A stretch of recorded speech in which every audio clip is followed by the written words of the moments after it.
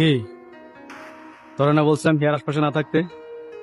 তুই মনে হয় ভাইয়ের থ্রেটটা সিরিয়াসলি নেস নাই, তাই না? কারেক্ট, কারণ নেওয়ার প্রয়োজনই মনে করি নাই। শোন, ভাই শুধু হিয়ারে পছন্দ করে তাই, নাইলে ভাই হিয়ার লগে যা ইচ্ছা তাই করত। টাচ করে দেখাইতে বল না। ভাই আজকে যেটা করলি না, এর জবাব তুই পাবি।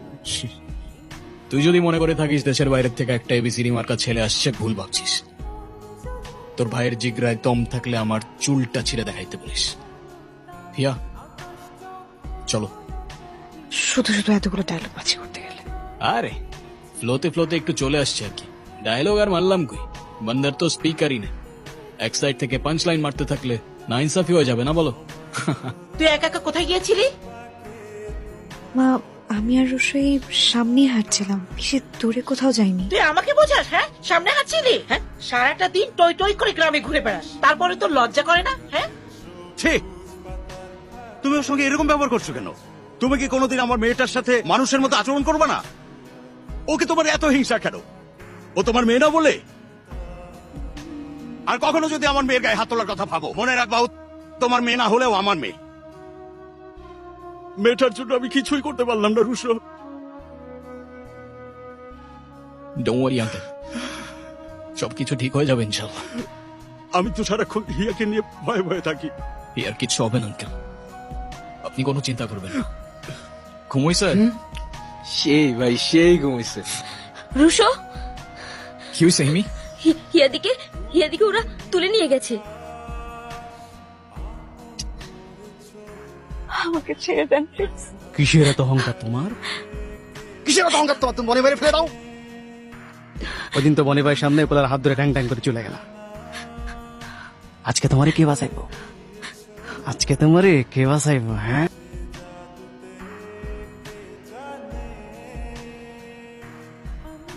এই দাঁড়া, গীতা আসে এখানে।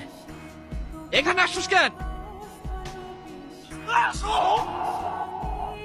হিয়া কোথায়? আর একবার জিজ্ঞাসা করবো, এরপর না বললে তোদের মায়ের কসম এখানে আর কেউ তোরা নিচের পায়ে দাঁড়ায় থাকতে পারবি না। হিয়া কোথায়? বলবো না, কি করবো কর? যেহেতু তোদের মায়ের কোনো দোষ নাই, তাই আমার হাতেও আর কোনো অপশন নাই।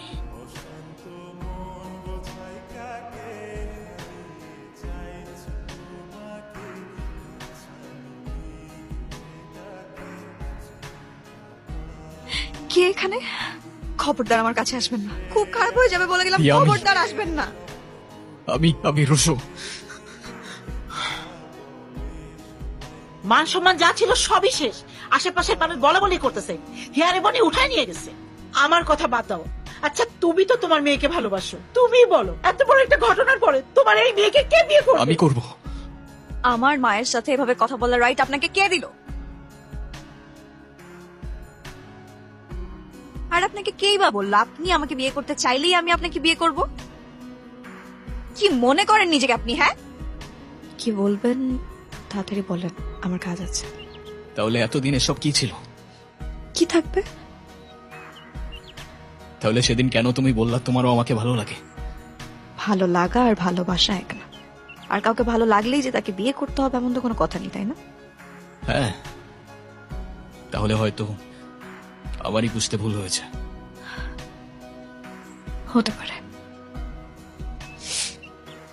Okay fine.